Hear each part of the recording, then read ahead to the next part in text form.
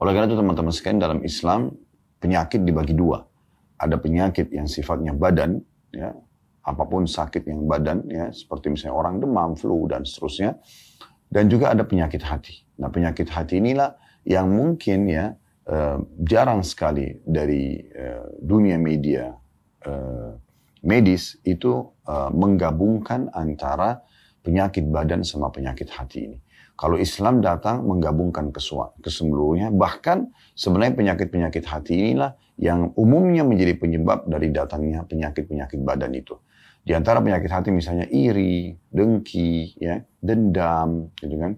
Ini yang biasa juga dibahasakan sakit hati dan sulit untuk memaafkan, ria, ya, pamer, dan berbagai macam penyakit-penyakit hati yang berbahaya sekali. Nah, Islam datang menyebutkan itu bagian daripada dosa, bahkan seperti ria, ya, seperti iri dan dengki, ya, seperti dendam, semua ini, dan juga dilarang setiap penganut Muslim, penganut agama Islam untuk membiarkan bersarang dalam hatinya.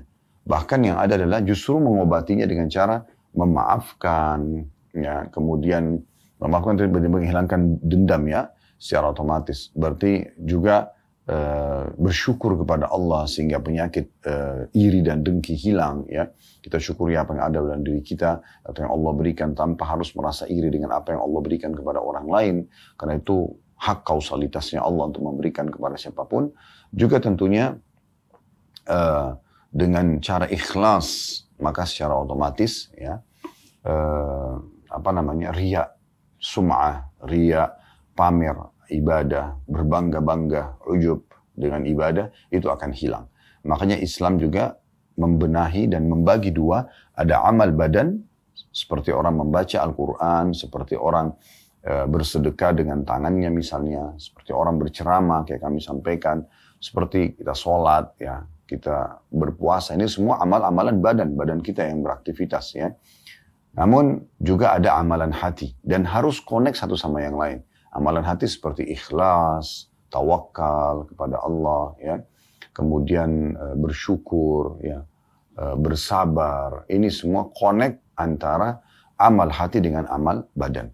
Nah, disitulah tercapai kesempurnaan balasan dari Allah Subhanahu Wa Taala, artinya berbentuk pahala dan juga memudahkan kita untuk bisa menjalani roda kehidupan ini karena penggabungan antara dua aktivitas ini, aktivitas badan dan juga aktivitas hati.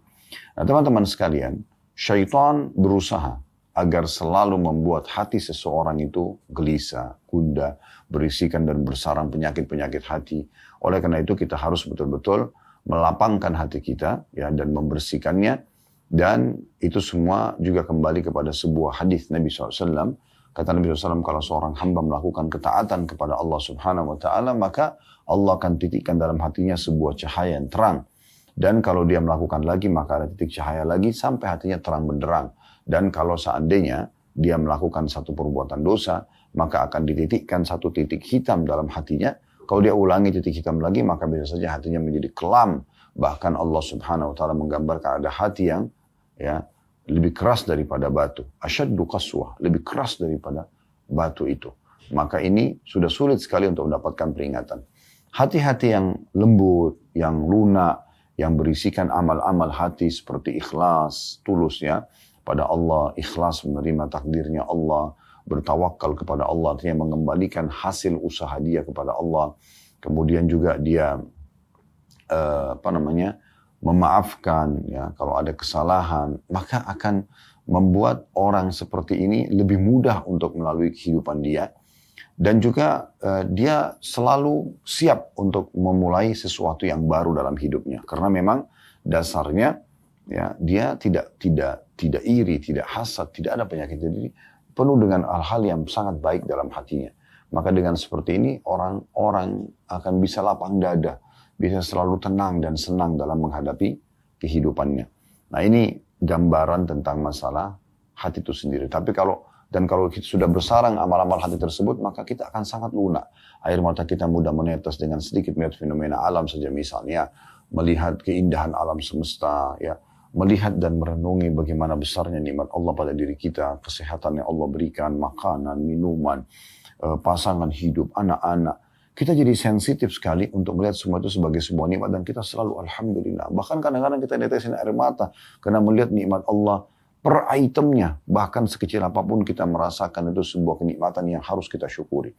Nah, kita nanti akan bisa sampai pada level itu di saat memang hati kita sangat bersih. Sampai pada tingkat kita bisa meneguk seteguk air saja, kita akan selalu mengatakan alhamdulillah. Kita mungkin hanya bisa menggerakkan jari-jari jemari kita saja, kita mengatakan alhamdulillah, masih bisa mengancing baju kita sendiri misalnya, masih bisa mengenakan pakaian ya sendiri, tidak perlu dibantu orang lain. Itu sebuah nikmat yang sangat besar. Di saat Allah uji dengan penyakit, bagaimana dia harus dibantu oleh orang lain misalnya ya, dan berapa banyak orang yang tertidur di rumah sakit sana dan mereka sangat terhalangi dari aktivitas umumnya yang dilakukan oleh orang-orang yang banyak bisa produktif dalam keseharian misalnya. Nah ini jadi kita jadi sensitif untuk bisa melihat nikmat Allah Subhanahu wa taala. Ya, apalagi kalau nikmat-nikmat besar, nikmat kecil aja sudah seperti itu, nikmat besarnya luar biasa. Ya, mungkin dia bisa melaksanakan ibadah haji, mungkin dia bisa selamat dari satu tabrakan yang mematikan, pesawat mungkin yang lost control dan akhirnya harus jatuh tapi dia masih bisa selamat. Mungkin banyak hal-hal yang besar dalam hidupnya yang Allah masih selamatkan dia, maka itu lebih menyentuh lagi buat dia. Sebaliknya kalau hati itu keras, Bapak Ibu sekalian, maka dan itu sebabnya karena dosa ya, karena banyaknya pelanggaran Allah Subhanahu wa taala dan jauhnya dari hal-hal yang akan kita sebutkan 10 hal ini ya, 10 hal yang akan kita sebutkan insyaallah satu demi satu poin ini.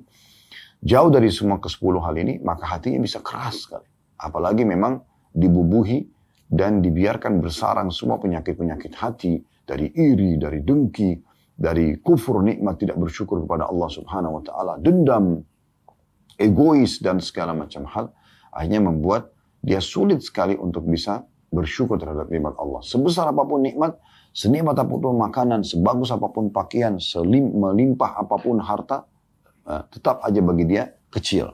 Tetap aja tidak ada sesuatu yang perlu disyukuri. Begitu juga bahkan kebanyakan lisannya selalu berkeluh kesah. Dan juga kalau ada musibah yang besar, ada bencana alam, gempa, banjir, segala macam. Sama sekali tidak menyentuh bagi dia. Biasa aja gitu. Sebaliknya tadi kalau orang hatinya lunak, mungkin cuma melihat jenazah saja. Mungkin cuma melihat satu kejadian fenomena alam, baik keindahan ataupun sebuah ujian yang berat, gempa bumi dan sebagainya. Itu sudah cukup untuk membuat mereka segera kembali kepada Allah Subhanahu wa taala. Bagaimana Abdullah bin Mas'ud radhiyallahu anhu pada saat berada di Kufah satu hari terdengar guntur saja. Yang biasa kita dengarkan suara guntur di musim hujan. Ya baru saja berlalu musim hujan yang lalu ya.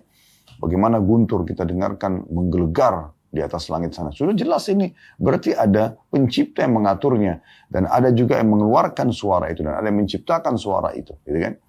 Mungkin sebagian orang menganggap itu biasa-biasa saja. Tapi kata Abdullah bin Mas'ud radhiyallahu anhu sambil beliau menampakkan ketakutannya, dan beliau berkata kepada orang di sekitarnya, sungguh ini peringatan yang sangat keras dan tegas dari yang ada di langit sana Allah SWT kepada penduduk bumi. Artinya bisa saja segera Allah binasakan bagi orang-orang yang tidak mau berhenti dari kemaksiatannya. Maka ini penting sekali untuk kita garis bawahi tentunya ya. Dan umumnya yang merusak hati itu yang membuatnya sempit adalah dosa. Ya, adalah dosa. Ya. Makanya Nabi SAW mengatakan dalam hadis beliau, salah satu hadis beliau, Al-birru husnul khuluqi wal ithmu mahaqa fi nafsika wa karihat an yattali'a alaihi nas. Kebaikan itu adalah dengan berakhlak mulia. Ya. Dia bertutur kata yang santun, dia berakhlak yang baik. Sedangkan kejelekan atau dosa adalah sesuatu yang menggelisahkan jiwa. Ketika kejelekan tersebut dilakukan, tentu engkau tidak suka hal itu nampak di tengah-tengah manusia. Maksudnya, salah satu ciri itu adalah dosa karena kamu tidak ingin orang lain melihatnya. Dan Nabi SAW mengatakan dalam hadis yang lain, فَإِنَّ الْخَيْرَ طُمَأْنِينَ وَإِنَّ الشَّرَّ رِيبَةً. Ketahuilah semua kebaikan, bentuk ketaatan kepada Allah Subhanahu wa taala akan mendatangkan ketenangan jiwa. Semua bentuk ketaatan kepada Allah Subhanahu wa taala, termasuk menerima takdir Allah Subhanahu wa taala. Ya, kenapa wajah kita begini, kenapa fisik kita begini, ya, kenapa kedudukan saya hanya seperti ini, kenapa saya diuji dengan penyakit ini, kenapa. Maka seorang mukmin itu langsung menganggap itu adalah sebuah keputusan yang terbaik dari Allah Subhanahu wa taala dan dia menerima sebagai rukun iman yang keenam ya. Dari 6 rukun iman diantaranya yang berisi yang keenam adalah menerima takdir baik dan takdir buruk ya. dia beriman tentang adanya hal tersebut. Dan juga semua kejelekan pasti akan mendatangkan kegelisahan. Kejelekan maksudnya adalah dosa-dosa, ya. Pasti akan mendatangkan kegelisahan jiwa, ya, yang tidak akan berujung kecuali dengan kembali kepada Allah Subhanahu wa taala. Kalau hadis pertama tadi yang saya bacakan diriwayatkan oleh Al-Hakim, ya, dalam kitab Mustadrak beliau, jilid 2 halaman 51, dan hadis yang kedua saya bacakan riwayat Tirmidzi di nomor 2518 dan Imam Ahmad di jilid 1 halaman 200. Begitu juga Nabi SAW mengajarkan kepada kita agar jangan, ya, membuka pintu-pintu, ya, agar membuat jiwa kita gelisah dengan cara da'ma yaribuka ila ma la yaribuk.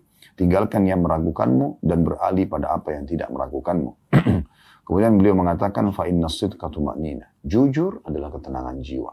Wa innal kadhiba ribah, dan ketahuilah dusta itu adalah kegelisahan dan kegundahan, ya.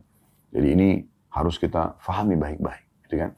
Bahwasanya memang hati itu akan gelisah dan berbahaya sekali kalau kita biarkan dia terus dengan pelanggaran-pelanggaran agama. Dan Ibnu Qayyim rahimahullah mengatakan tidak ada yang mendatangkan kegelisahan jiwa kecuali dosa seorang hamba. Baik itu dosa yang dia lakukan secara langsung atau secara tidak langsung. Secara langsung misalnya memang dia sengaja iri, hasad, penyakit hatinya misalnya. Atau dia eksekusi dengan tubuhnya, dengan memukul, dengan mencuri, dengan menggibah, menggunjing, dan segala macam. Memfitnah. Maka itu bisa saja. Atau secara tidak langsung. Dia tidak paham kalau itu dosa. Dan tidak mau juga mempelajarinya. Ya. Seperti misalnya orang tidak bisa menerima keputusan Allah Subhanahu Wa Taala. Dia ingin keluar, tiba-tiba hujan. Keputusan Allah Subhanahu Wa Taala. Kenapa hujannya? Dia berkeluh kesah dengan itu. Ya. Atau terjadi sesuatu dalam hidup dia yang sebenarnya kejadian tersebut tidak ada pelanggaran agama di dalamnya. Tidak ada pelanggaran agama di dalamnya. Ya. Misalnya, dia belum sholat, anaknya ingatkan. Nak, ibu sholat ya, ayah sholat ya. Peringatan sampai, tapi karena dia merasa itu anak kecil, kok ngapain ngingatin misalnya, contoh. Atau apa saja yang berhubungan dengan masalah takdir-takdir Allah Subhanahu Wa Taala. Itu yang paling sering terjadi. Ya, dosa yang tidak disadari adalah menolak takdir Allah Subhanahu Wa Taala atau berkeluh kesah dengan itu. Disebutkan dalam sebuah riwayat Imam Ahmad rahimahullah, beliau pernah sakit dan beliau berkeluh kesah sambil mengatakan aduh gitu ya. Sebenarnya itu normal saja ya. Tapi seorang ulama yang bernama Taus, ya sebenarnya julukannya Taus, namanya Zakwan rahimahullah, seorang ulama besar di masa itu. Taus ini nama burung, jenis burung ya, yang indah gitu ya, bulunya dan segala macam. Karena orang ini secara fisik sempurna ya, paras wajahnya tampan, orangnya bersih, fisiknya kekar, orangnya kaya, orangnya pintar, Masya Allah. Maka diberikan julukan Taus. Maka Taus mengatakan, perkataan aduh pun akan dicatat oleh malaikat. Maka semenjak itu, Imam Ahmad rahimahullah tidak pernah lagi bertutur kata kecuali, atau tidak pernah mengucapkan aduh, ya, pada saat beliau sedang membutuhkan pun tidak mengucapkannya. Karena khawatir nanti dicatat oleh malaikat dan akhirnya diminta pertanggungjawaban di sisi Allah Subhanahu Wa Ta'ala. Jadi teman-teman sekalian, memang ini butuh kebesaran jiwa dalam bisa menerima keputusan Allah Subhanahu Wa Ta'ala supaya hati kita bersih, ya. Baik, kita akan langsung masuk teman-teman sekalian dari seperti biasa ya. Saya coba bacakan dulu pendahuluan dan saya selalu ingatkan bukan cuma pendahuluan. Kalau Anda beli sebuah buku, maka Anda mulai dengan membaca daftar isi, dan daftar isi ini akan menjelaskan kepada Anda secara ringkas apa saja akan dibahas ya. Itu ada di halaman 7 sampai halaman 8 ya. Setelah pengantar penerbit, daftar isi, pendahuluan. Nah, kita akan baca pendahuluan sebentar insya Allah. Kemudian penyebab penyenang atau penenang hati yang pertama, mentauhidkan Allah. Yang kedua, prasangka baik kepada Allah. Yang ketiga, ilmu syar'i. Yang keempat, berzikir dan banyak berdoa kepada Allah. Yang kelima, bersegera meninggalkan kemaksiatan dan muhasabah atau introspeksi diri. Yang keenam, senantiasa melaksanakan kewajiban. Yang ketujuh, bergaul dengan orang-orang saleh. Yang kedelapan, membaca Al-Quran. Yang kesembilan, berbuat baik kepada sesama. Yang kesepuluh, membuang kedengkian hati dan keinginan keras untuk membersihkannya. Jadi ini nanti insya Allah akan kita bahas, dan saya coba akan baca dulu pendahuluan dari penulis. Setelah memuji Allah Subhanahu Wa Ta'ala dan membaca salawat kepada Nabi SAW, beliau mengatakan kesempitan dada, itu ada di halaman 9 ya. Kesempitan dada dan apa yang dialami muslim berupa kegelisahan dan kegundahan persoalan yang terkadang melewati tiap-tiap orang dari kita. Yang terkadang bisa berlangsung lama pada sebagian orang dan terkadang berlangsung sebentar pada sebagian yang lainnya. Maksudnya ada orang yang lama berhari-hari, berbulan-bulan dengan kegundahannya, ada juga orang yang sebentar melaluinya. Kesempitan atau keadaan sempit dada ini terkadang menjadikan hamba sebagai tawanan bisikan dan was-was. Akibatnya, orang yang merana ini tetap menjadi tawanan tipu daya syaitan, tergadai oleh kekuatan godaannya terhadapnya, dan tidak mampu melawannya. Pada baris-baris tulisan yang ringkas ini akan disebutkan sebab-sebab yang menyebabkan kelapangan dada dengan seizin Allah Subhanahu wa taala. Di antaranya, lalu beliau mulai masuk di sebab yang pertama. Baik teman-teman sekalian, dengan memohon kepada Allah Subhanahu wa taala keikhlasan, semoga Allah mudahkan kita membedah dengan sempurna setiap poin demi poin dari buku ini, dan juga Allah ikhlaskannya dan Allah sebarluaskan ilmu ini tentunya. Sebab lapangnya dada, jiwa, ya, hati. Yang pertama adalah mentauhidkan Allah Azza wa Jalla. Mentauhidkan Allah Azza wa Jalla. Mentauhidkan artinya betul-betul mengesahkan Allah dengan penuh keyakinan dalam hati, difikirkan dengan akal fikiran, diaplikasikan dengan anggota tubuh, kalau tidak ada Tuhan yang berhak disembah kecuali Allah. Tidak ada yang memberikan rezeki, ya, yang mengangkat dan menahan rezeki, yang menambah rezeki. Tidak ada yang mengatur umur, ya, dan menghidupkan dan mematikan. Tidak ada yang memberikan penyakit dan menyembuhkannya. Tidak ada, ya, yang mengatur fenomena yang di sekitar alam, fenomena alam sekitar kita, ya, baik pergantian siang malam, turunnya hujan, musim dan segala macam, populasi manusia. Tidak ada yang membuat seseorang itu mandul dan juga subur dan seterusnya. Contoh-contoh masalah ini kecuali Allah Subhanahu wa taala, dan betul-betul memurnikan semua itu. Serta merasa dengan tauhid ini dengan mengesahkan Allah, dia selalu berkomunikasi dengan Tuhannya. Dia selalu bersangka baik dengan Tuhannya. Oleh karena itu, di sini dalam mentauhidkan Allah bukan hanya sekedar memahami, oh mengesahkan Allah selesai. Yaudah saya imani Allah sebagai Tuhan. Tidak, betul-betul harus sangat dalam. Dan ini yang dimaksud oleh penulis di sini. Jadi betul-betul kita mentauhidkan Allah Subhanahu wa taala, sehingga pada saat kita sedang ada nikmat, kita yakin yang menciptakan kita Allah, yang juga memberi nikmat itu Allah, yang bisa mempertahankan hanya Allah. Kalau kita sedang sakit dan ada musibah, maka yang menciptakan kita Allah, yang menciptakan penyakit itu Allah, dan yang bisa mengangkat musibah dan masalah itu adalah Allah. Maka saya bacakan di sini di halaman 11, di sebab pertama penenang hati, yaitu perkataan Ibnu Qayyim rahimahullah, diangkat oleh penulis, mencintai Allah Azza wa Jal, mengenalnya, senantiasa mengingatnya, merasa tenang dan tentram kepadanya, serta mengesahkannya dengan cinta, takut, harap, tawakal, dan muamalah. Di mana dialah satu-satunya yang berwenang menghilangkan kesusahan hamba dan mewujudkan keinginannya. Adalah surga dunia dan kenikmatan yang tidak bisa disamai oleh kenikmatan lainnya. Itu adalah penyebab mata para muhibbin atau orang-orang yang mencintai Allah Azza wa Jal, dan kehidupan para arifin atau orang-orang yang mengenal Allah Subhanahu wa taala. Dan Ibnu Qayyim juga mengatakan, kata beliau rahimahullah, sejauh mana kesempurnaan, kekuatan dan bertambahnya tauhid itu, maka sejauh itu pula kelapangan dada pemiliknya. Nah, saya kembali jelaskan dulu perkataan Ibnu Qayyim rahimahullah. Ya, mencintai Allah Azza wa Jalla, mengenalnya, ya, senantiasa mengingatnya, ini kan semua berarti bertauhid kepada Allah, ya. Merasa tenang dan tentram kepadanya, maksudnya keputusannya, ya, dan juga bergantung padanya, memohon kepadanya, serta mengesahkannya dengan cinta. Tidak ada Tuhan selain Allah, tidak ada tempat bergantung kecuali kepada Allah, dengan penuh cinta, dengan penuh takut akan siksanya sehingga tidak berani melanggar, dengan penuh harap agar semua permintaannya dipenuhi oleh Allah, tawakal, menyerahkan hasil usaha setelah berusaha, dan juga, ya, dalam hal muamalah, interaksi dalam keseharian selalu melibatkan Tuhannya, di mana dialah Allah satu-satunya yang berwenang menghilangkan kesusahan hamba dan mewujudkan keinginannya. Jadi musibah kita bisa diangkat dan apa yang kita harapkan diberikan. Nah, itu hanya Allah Subhanahu wa taala. Makanya banyak sekali nasihat para ulama berhubungan dengan masalah ini. Di antaranya seorang Arab Badui pernah mengusul dalam sebuah syairnya yang kurang lebih artinya, jangan engkau gantungkan nasibmu pada makhluk, karena kalau engkau gantungkan nasibmu padanya maka dia akan marah.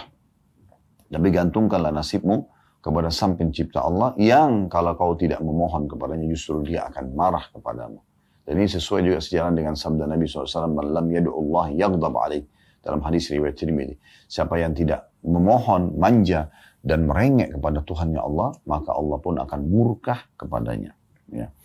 Dan kenikmatan ya, yang luar biasa kalau Allah tanamkan dalam hati seperti ini, ya ini ada tanaman tauhid, selalu sama Tuhannya, selalu sangka baik dengan Tuhannya. Apapun keputusan Allah dia selalu ridho, ya sehat, sakit, ya miskin, kaya, selalu saja dia baik pada Tuhannya. Seperti nanti akan kita jelaskan dalam poin yang kedua insya Allah nanti ya, pertemuan akan datang bersangka baik kepada Allah, maka dia akan selalu tentram hidupnya. Ya. Dan juga perkataan Ibnu Qayyim tadi yang terakhir adalah makin dalam pengetahuan tauhid seseorang, makin kuat keyakinannya kepada Allah SWT, maka makin jauh pula kelapangan dada pemiliknya. Ya, makin mudah sekali dia untuk menerima. Contoh misalnya, pada saat nikmat sedang ada, kita bersyukur. Dan itu tidak sulit untuk bersyukur. Ya. Umumnya orang semua mengatakan, oh ya Alhamdulillah, sebentar misalnya kita buka puasa, kita dapat makanan, minuman, kita merasa nyaman. Maka itu oke-oke saja. Kita dengan mudahnya kita bisa langsung bersyukur. Tapi yang perlu kita titik beratkan, syukur ini sebuah sayap kehidupan yang selalu harus dipandarkan dengan sayap yang lain, yaitu sabar pada saat ujian datang. Karena tidak mungkin orang tidak diuji oleh Allah Subhanahu wa Ta'ala. Oleh karena itu kita harus paham benar-benar poin masalah ini. Sebagaimana kita bisa syukuri dan menerima kalau kita diberikan nikmat, kita juga harus bisa bersabar pada saat kita diberikan ujian. Itu poin yang sangat luar biasa yang harus kita pahami. Ya. Sehingga kalau kita pernah sehat, kita juga bisa menerima pada saat kita sakit. Kita pernah kenyang, kita juga bisa terima pada saat kita ya lapar. Pada saat kita tua, kita bisa menerimanya karena kita juga pernah, atau kita muda, kita bisa menerima, syukuri, dan kita bisa menerima pada saat kita sudah tua dan pikun sehingga tidak kekuatannya berkurang dan segala macam. Semua itu adalah partner kehidupan yang harus ada. Sebagaimana juga kita hidup, kita akan mati. Dan puncaknya nanti di akhirat ada surga dan ada neraka. Baik teman-teman sekalian, berbicara masalah tauhid kepada Allah Subhanahu wa Ta'ala, saya akan coba melihat dan melirik apa yang ditulis oleh Syekh Abu Bakar Jazair rahimahullah dalam kitab Minhajul Muslim beliau. Ada 4 bab yang beliau angkat di awal bab kitab akidah beliau, itu tentang masalah mentauhidkan Allah Subhanahu wa Ta'ala. Beliau mengatakan, saya bacakan apa yang ditulis ya. Pasal ini maksudnya beriman kepada Allah dan mentauhidkan adalah pasal yang paling penting kedudukannya dan paling agung nilainya. Sebab seluruh kehidupan seorang muslim berpusar di situ dan terbentuk karenanya. Mulai dari tauhid kepada Allah. Ini adalah dasar segala prinsip dalam sistem umum bagi kehidupan seorang muslim secara keseluruhan.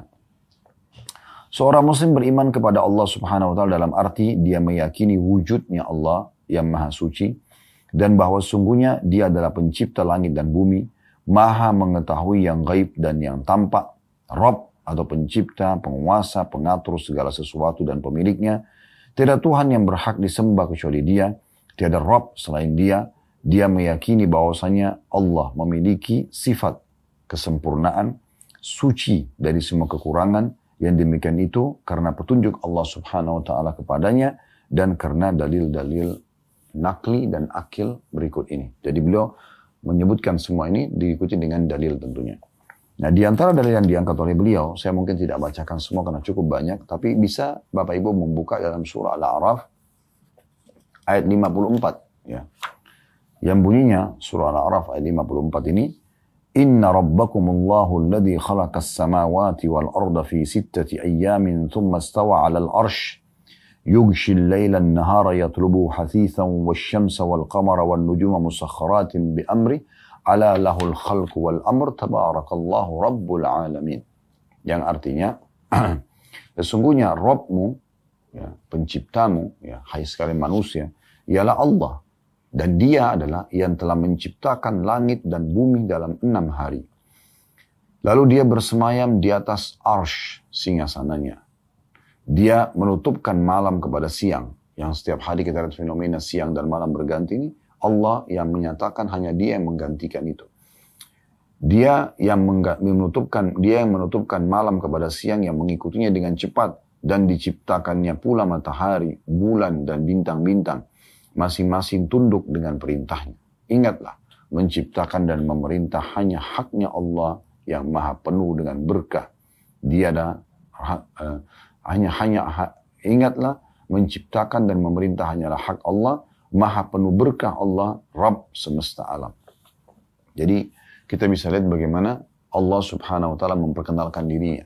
Kalau dari ayat ini kita ambil satu potong saja tentang masalah pergantian siang malam. Siapa di antara manusia teman-teman sekalian yang coba mengatakan atau dia mengatakan Tuhannya, kalau dia yakini selain Allah SWT, misalnya patung-patung, misalnya pohon, misalnya jin, misalnya malaikat, atau siapa yang dia yakini, dewa-dewa ya, yang dia anggap bisa menggantikan siang malam, buktikan. Gitu kan. Kalau memang mereka bisa gantikan siang malam. Ya. Tapi yang kita imani, Allah subhanahu wa ta'ala memang sudah menurunkan kitabnya, sudah mengutus rasulnya, ya. Dan kita bisa melihat bagaimana kehidupan para nabi-nabi dan rasul, dan bagaimana isi Al-Quran. Banyak sekali ayat yang menceritakan tanda-tanda kebesaran Allah justru karena dia betul-betul memang ya menggantikan siang dan malam, menurunkan hujan dari langit, ya. Dan itu tidak pernah ada manusia yang mau meyakini itu atau menekankan dalam dirinya. Fir'aun pun yang mengaku sebagai Tuhan, Namrud pun yang mengaku sebagai Tuhan tidak pernah berani mengucapkan kata-kata itu. Mereka tidak pernah, karena mereka tahu mereka tidak akan bisa menjangkau itu. Ya. Lebih parah lagi kalau orang yang menyembah patung-patung, dewa-dewa yang tidak bisa sama sekali membuktikan apa-apa. Tidak ada buktinya. Mereka tidak ada kitab-kitab yang bisa dibaca, mereka tidak ada utusannya yang bisa menyampaikan dan membuktikan. Kalau para nabi-nabi dan mayoritas manusia di populasi yang ada sekarang itu adalah pengikut para nabi-nabi. Agama profetis, Yahudi, Nasrani, Islam, ya, yang mengikuti Nabi Musa, mengikuti Nabi Isa, mengikuti Nabi Muhammad SAW, gitu kan. Walaupun sebenarnya yang paling sebenarnya adalah muslimin, karena mereka mengimani risalah Nabi Musa dan Nabi Isa alaihissalam, gitu kan. Tapi mayoritas penduduk dunia ini yang sekarang lebih dari 7 miliar populasinya itu ya 80%-nya adalah agama orang yang meyakini adanya Allah Subhanahu wa taala. Jadi mayoritas manusia juga seperti itu, mengerucut kepada Tuhan ini sebenarnya, ya. Dan cukup banyak bukti-bukti yang berhubungan dengan masalah itu. Lalu Allah Subhanahu wa taala juga menyebutkan, diangkat selanjutnya oleh beliau dalam surah Al-Hasyr ayat 22 sampai 24, di mana Allah memperkenalkan tentang dirinya sebagai pencipta agar kita lebih mudah untuk mentauhidkan Allah. Yaitu dalam surah Al-Hasyr ayat 22 sampai 24 yang berbunyi, Huwallahu alladzi la ilaha illahu alimul ghaibi wasyahadati huwar rahmanur rahim, Huwallahu alladzi la ilaha illa huwal malikul quddusus salamul mu'minul muhaiminul azizul jabbarul mutakabbir, subhanallahi amma yushrikun, Huwallahul khaliqul bari'ul musawwiru lahul asma'ul husna, yusabbihu lahu ma fis samawati wal ardi wa huwal azizul hakim. Dialah Allah yang tiada Tuhan yang berhak disembah selain Dia, yang mengetahui yang gaib dan nyata. Dialah yang maha pemurah lagi maha penyayang. Dialah Allah yang tiada Tuhan yang berhak disembah kecuali Dia.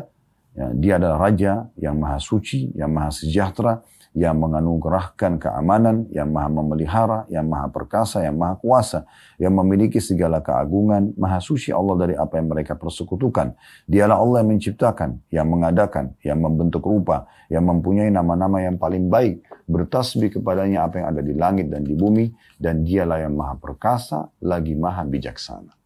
Jadi Allah SWT memperkenalkan tentang dirinya di sini, ya. Kemudian juga ada dalil yang lain yang diangkat oleh beliau, ya, yaitu tentang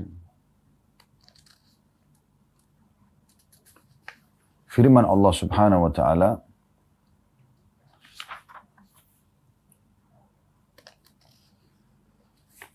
di dalam surah Ar-Rum ayat 27 yang bunyinya, wa huwa alladhi yabda'ul khalqa thumma yu'iduhu wa huwa ahwanu 'alaihi wa lahul mathalul a'la fis samawati wal ardi wa huwal azizul hakim.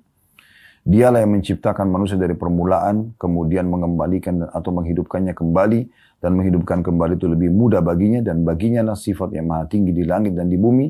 Dialah yang maha perkasa, lagi maha bijaksana. Dan sekian banyak dalil-dalil yang berhubungan dengan masalah hal yang serupa dengan ini. Intinya sebenarnya berapa banyak di antara manusia yang telah mengimani Allah Subhanahu wa taala, hanya saja memang sangat sedikit di antara mereka yang mentauhidkan Allah secara murni. Kita lihat misalnya fenomena masyarakat Mekah di masa Nabi SAW. Mereka yakin Ka'bah itu rumahnya Allah, dibangun oleh Nabi Ibrahim AS. Mereka tawaf juga, mereka juga melaksanakan ibadah haji.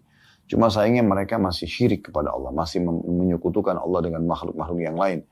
Dimulai dari Amru bin Luhai, ya, salah satu orang yang pernah hidup di masa sebelum lahirnya Nabi Muhammad SAW.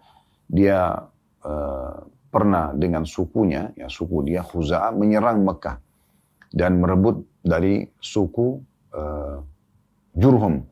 Dan karena Jurhum merasa terkalahkan, dan Jurhum ini adalah suku yang tadinya bergabung dan tinggal di Mekah bersama ibunda Hajar dan Ismail alaihissalatu wassalam.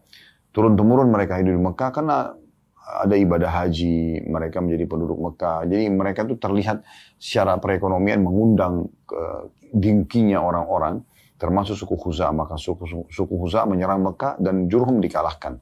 Nah, waktu Jurhum kalah, mereka menimbun air Zam-Zam. Mereka menimbun sumur Zam-Zam, sehingga akhirnya tidak ada Zam-Zam sekitar antara kata ahli sejarah 300 sampai 500 tahun. Jadi cukup lama tidak ada Zam-Zam di Mekah, gitu kan. Maka pada saat itu, teman-teman sekalian, salah satu raja dari Khuza'ah ada bernama Amru bin Luhai.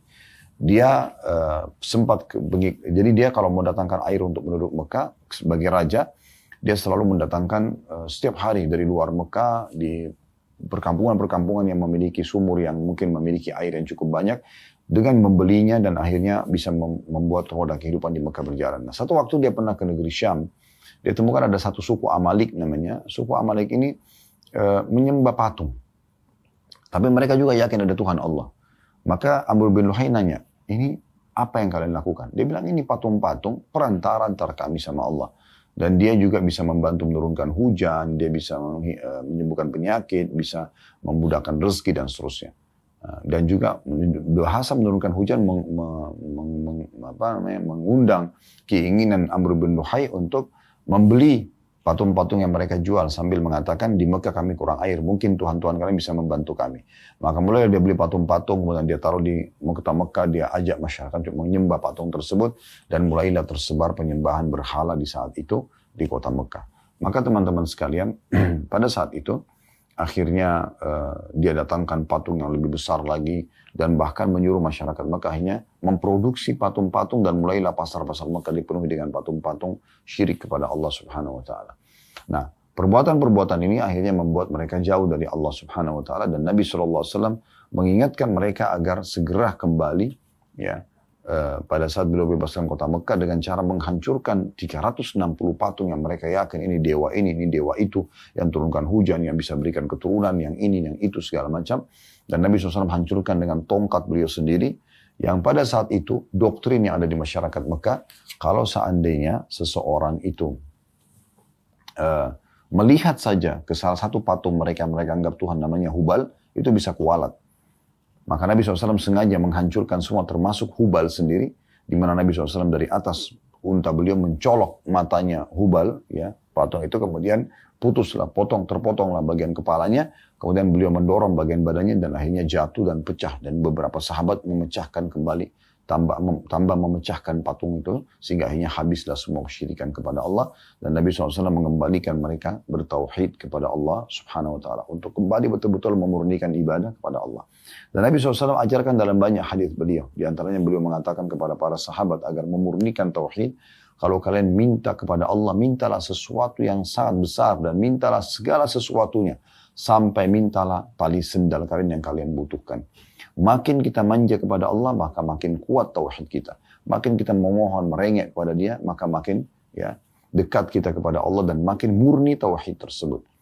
Jadi ini butuh kekuatan yang luar biasa, ya, bagaimana mentanamkan dalam hati tentang masalah itu. Dan semua nabi-nabi yang diutus oleh Allah Subhanahu wa taala, ada 124.000 nabi, diantaranya 313 rasul. Yang wajib Anda iman ada 25 nabi dan rasul, semuanya menyampaikan tentang wujud Allah Subhanahu wa taala dan sebagai pencipta alam semesta ini, kata beliau, Dan juga kata Syekh Abu Bakar, tidak ada seorang nabi atau rasul pun di antara mereka melainkan Allah telah berfirman kepadanya atau mengutus seorang utusan kepadanya atau diwahyukan, maksudnya dari kalangan malaikat, atau diwahyukan kepada hati dan akalnya sesuatu yang memastikan bahwa apa yang disampaikan adalah firman Allah Subhanahu wa taala. Berita yang disampaikan oleh sejumlah besar manusia, sekitar 124 ribu nabi, di antaranya 313 rasul yang wajib kita imani, 25 nabi dan rasul, dan hampir sama semua penyampaiannya. Untuk menyembah Allah Subhanahu wa taala, mentauhidkan Allah. Anda bisa baca dalam surah Al-Anbiya. Anda bisa baca juga, itu artinya surah para nabi-nabi ya. Kemudian Anda bisa baca nama-nama nabi-nabi secara khusus disebutkan seperti surah Hud, surah Yunus, surah Yusuf, surah Ibrahim. Kemudian surah Muhammad alaihissalam. Itu kan semua nama-nama surah yang nabi-nabi disebutkan dan ada kisah-kisah dari para nabi-nabi dan perjuangan mereka dalam menyampaikan tauhid kepada Allah Subhanahu wa taala. Dan juga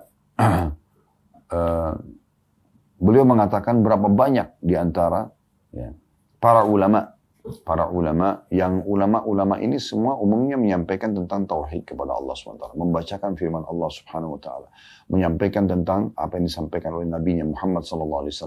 Dan subhanallah, betul-betul memang sinkronnya antara iman kepada Allah Subhanahu wa taala ini dengan mengikuti utusannya Rasulullah Muhammad SAW, mengikuti isi kitab Al-Quran yang diturunkan, maka kita bisa lihat, kita bisa uji dan tes secara akal kita. Apakah ini benar atau tidak, baik atau tidak. Kita akan temukan semua yang diperintahkan, jujur, amanah, tanggung jawab, bakti sama orang tua, jenguk orang sakit, apalah membantu orang susah, semuanya pasti baik-baik. Dan dijanjikan janji yang sangat besar dari balasan.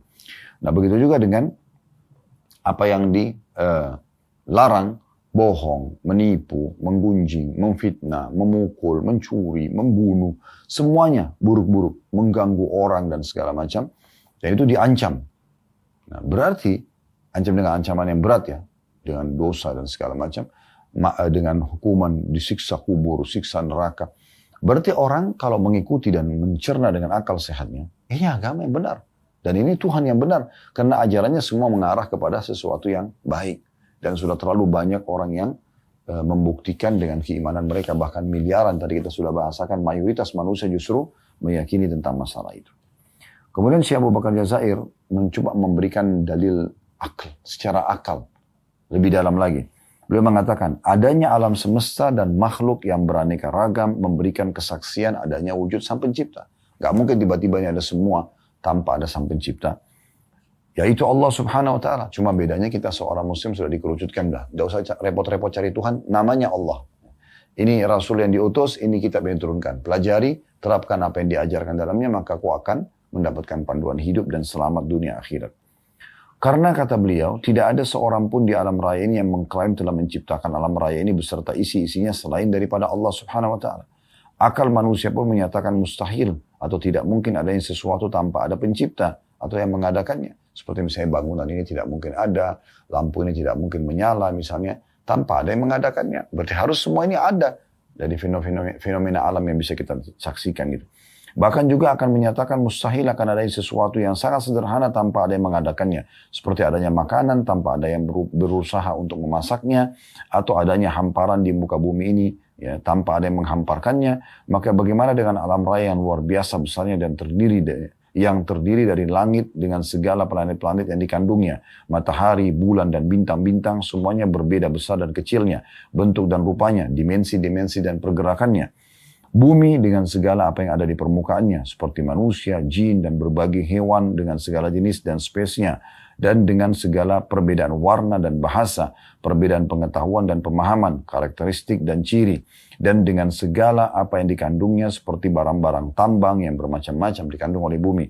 Ya, warna dan kegunaannya dengan segala sungai yang mengalir, daratan yang diliputi lautan dan samudera, serta dengan segala macam tumbuh-tumbuhan, pepohonan yang beraneka ragam buah-buahannya, yang berbeda-beda pula macam dan jenisnya, rasa dan baunya, kekhususan dan juga kegunaannya. Ini semua tidak mungkin kalau tanpa ada yang menciptakannya. Nah, sekarang kita tinggal merucut kepada satu pencipta, yaitu Allah Subhanahu wa taala.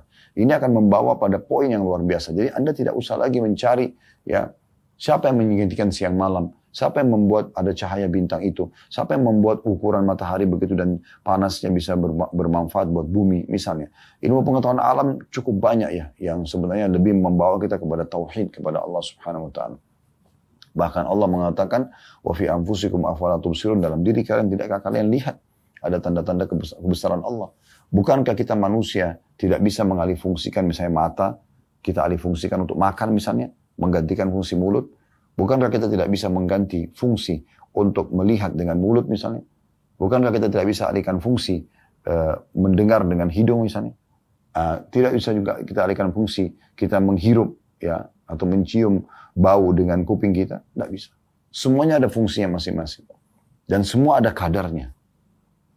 Semua ada ukurannya. Ada karakteristiknya, gitu kan. Ada gunanya, fungsinya. Dan itu tidak bisa dialihkan. Maka ini pasti ada yang mengaturnya semua. Nah, kelebihan Anda sebagai seorang muslim, Allah mengajarkan Anda bertauhid. Udah esakan aja. Semua itu yang kau jangkau dengan tidak jangkau dengan matamu di alam semesta ini, di langit sana, di bumi, di kedalaman lautan, semua kembali kepada kalimat tauhid, la ilaha illallah. Tidak ada yang menciptakan, tidak ada yang mengadakan, tidak ada yang mengurus. Ya, semua itu kecuali Allah Subhanahu wa taala. Makanya ada kisah klasik yang sudah lama, di awal-awal dakwah pernah kami sampaikan, kembali saya ingatkan. Ada seorang salafus saleh dulu mengadakan perjalanan, dan masa itu orang cuma mengandalkan cahaya matahari saja. Jadi kalau mereka jalan di siang hari dari pagi sampai menjelang maghrib, habis itu mereka istirahat. Tunggu besok, baru mereka jalan lagi. Nah seperti itu yang kurang lebih mereka lakukan. Maka yang terjadi teman-teman sekalian, satu waktu dia jalan, kemudian tiba menjelang maghrib, dia berada di sebuah hutan. Sudah gelap, nggak bisa lagi dia keluar gitu. Dia harus tunggu besok baru dia bisa jalan, karena gelap sekali. Maka dia pun akhirnya istirahat, dan di awal malam, kalau kita sekarang jam 11, jam 12 malam, dia bangun, kemudian dia wudhu dan dia sholat malam. Dia ceritakan, pada saat dia sedang sholat, selesai 2 rakaat pertama, tiba-tiba di depan mata dia ada seekor harimau yang meraung dengan keras, dan seperti kelaparan siap untuk menerkamnya. Di saat itu subhanallah muncul ya tauhid dia kepada Allah. Maka dia mengatakan, wahai harimau, kalau seandainya Allah yang telah menciptakan aku dan kamu ya, mengutusmu untuk memakanku, aku tidak akan melawan. Tapi kalau seandainya engkau datang untuk mengganggu ibadahku dengan Allah, ya, maka pastikan aku akan minta kepadanya untuk membinasakanmu. Maka tiba-tiba harimau tersebut pergi dan meninggalkan orang soleh. Ya, jadi keyakinan kita bahwasanya yang menciptakan kita, yang menciptakan harimau itu adalah Allah. Bahkan yang bisa mengalihkan kita keburukan serangan harimau tersebut adalah Allah Subhanahu wa taala. Begitu juga dengan segala hal, penyakit misalnya, yang ciptakan kita Allah, yang ciptakan penyakit Allah, yang bisa menyembuhkan hanya Allah. Makanya Nabi Ibrahim AS mengatakan dalam Al-Quran, Allah kekalkan, wa idza maritu fa huwa yashfin. Kalau saya sakit, maka dia yang menyembuhkan saya, maksudnya Allah Subhanahu wa taala. Nah, ini semua bentuk-bentuk tauhid kita kepada Allah. Apapun ujian datang, berarti Allah sedang menguji kita, kita bersabar, gitu kan. Kita tinggal kembalikan, apakah secara agama ini sebabnya adalah kita sendiri dosa, kita tinggal introspeksi diri, kita bertaubat kepada Allah, atau memang dasarnya itu adalah kebenaran, tapi kita dipastikan harus mengikutinya supaya kita terima takdir Allah Subhanahu wa taala. Apapun keputusan Allah Subhanahu wa taala, kita terima. Lalu kemudian kita minta agar Allah Subhanahu wa taala membuat hati kita tenang menerimanya, ya. Apakah ciptaan fisik kita, apakah keadaan ekonomi kita, apakah fenomena yang sedang terjadi dalam kehidupan rumah tangga kita, misalnya belum dikaruniai anak, misalnya terjadi kekurangan rezeki, ya, pendapatan sehingga kita harus pas-pasan, atau lagi sakit kita mau berobat kekurangan harta, maka itu ujian dari Allah. Oh, ini Allah lagi uji saya, maka kita bersabar. Caranya kita menerima takdir Allah, kemudian kita ikhtiar mencari jalan keluar agar Allah Subhanahu wa taala memudahkan untuk kita melalui ujian tersebut.